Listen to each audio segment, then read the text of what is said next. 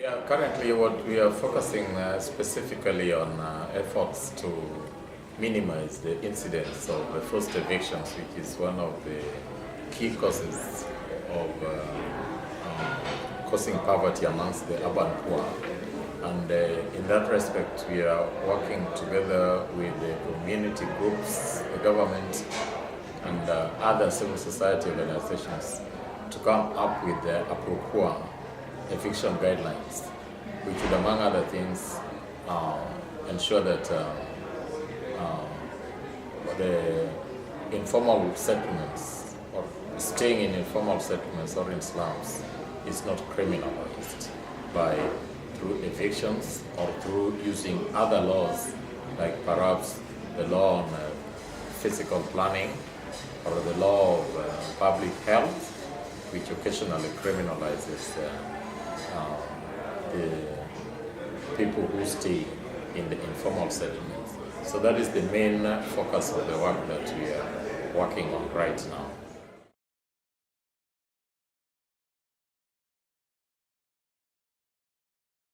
We are developing a legislation that will be able to provide a clear framework and procedure for carrying out evictions, which will be recognizing also the legality of those who are staying in those slum areas, because currently they are not recognized by the law and they can be evicted at any time, either by the state or by the private developers. So what we are trying to do is, first of all, to recognize their stay in the informal settlements, and also to lay down a very clear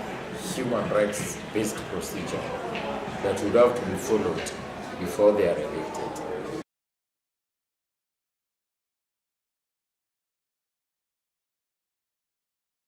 Our legislation, a number of laws that can easily be used for the purposes of penalizing those who are staying in the slums. We have the laws that talk about public health that can be used for the purposes of declaring certain settlements as unsuitable for human habitation and therefore subject to demolition. We have laws on environment that can also be used for the purposes of demolishing the settlements of those who are staying in those informal settlements, and also the Physical Planning Act, which is often used by the city authorities to give notice for people who are staying in certain areas to vacate without any recourse to resettlement. So one of the key concerns is the continued existence of these laws. That's number one. Number two is the fact that many of the people in the government still do not have a positive attitude towards those who are staying in the slums, and particularly the security apparatus. And they normally have a habit of carrying out swoops against those who are staying in the slums, arresting them for no particular purpose, and charging them with such offenses like trespass or loitering or that kind of thing. So there is that concern of making the law enforcement officers to have a change of attitude with respect to the people who are staying in the slums, and to stop considering all of them as either potential criminals or as criminals, but as legitimate citizens with very legitimate concerns, and also people who are also engaged in very legal activities, both formal and informal. Then the third one is the issue of the misuse of power, particularly by the local administration, because in the Kenyan system we have a local administration. This local administration, they have been given certain powers, but there has been a tendency to use those powers, particularly with regard to the people who are staying in the slums, because those people do not have the economic ability. They also don't have the political ability to reach out to policymakers. So these local administrators have been misusing their powers, particularly with respect to issues to deal with rent. So that the landlords in the informal settlements have been, through corruption, have been using these local authorities to harass those who are staying in the informal settlements. So that remains a very big concern, because these are some acts that normally take place outside the attention of the public, because you will not be able to know, because they are normally done outside the law, and unless you receive any report, then you will not be able to know what is happening. And of course, related to that is also the kind of violence that is meted particularly to women and girls in the slums. Things like rape, either by non-government actors or sometimes by the government actors themselves, because there is a very high level of insecurity in the slums because of the infrastructure that is there. So there are a lot of women who are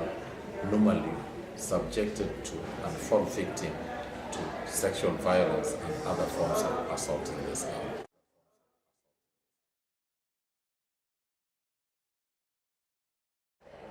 Part of the reason why we as an organization decided to participate in it was to try and see if we can be able to maybe learn certain new strategies that we could add on top of what the strategies that we are already using in terms of addressing some of the issues that we've been talking about. But in particular, because our organization and other partner organizations had also identified the use of the international mechanisms, particularly the existing UN mechanisms, including the special experts, the UN committees, as one of the tools of trying to exert pressure or lobby the government to make changes on the relevant policies, laws, and practices with regard to the specific areas that impact negatively on the livelihoods of the people in the formal settlements. We thought that by coming here and meeting people from different organizations and also getting in touch with the special expert on extreme poverty, it would provide us with an opportunity to strengthen our networking with all such organizations, with a view that they would become extremely strategic wherever it becomes necessary to engage with the government for the purposes of lobbying for positive change. That is one. Of course, the other one, as I have also pointed out, is specifically was just to try and see how we can be able to, in very practical terms, make linkages between the relationship, or rather the relationship between poverty and the violation of human rights. Because once we are able to see how they relate to one another, then it will also assist us as an organization to design practicable and workable intervention strategies that will be able to be useful and have an impact on the work that we are doing. And then I think finally, one of the other key reasons why we felt that this kind of engagement was extremely strategic was the fact that in the work with the poor, there has always been the tendency, particularly by those who are in authority, to try and make poverty be seen as if it is something that is as a result of a deliberate decision by the victims themselves, so that the state does not see itself as having any role at all to play in appreciating the reasons and the solution to poverty. It is like poverty is something that is not related to the specific actions by the state. And we have always thought that that's probably not a very correct position. But then again, there is always the room for us to try and concretize that kind of belief by trying to get, and we have already learned quite a lot of things here, where you can see a very direct connection between the state in action or the state action and poverty,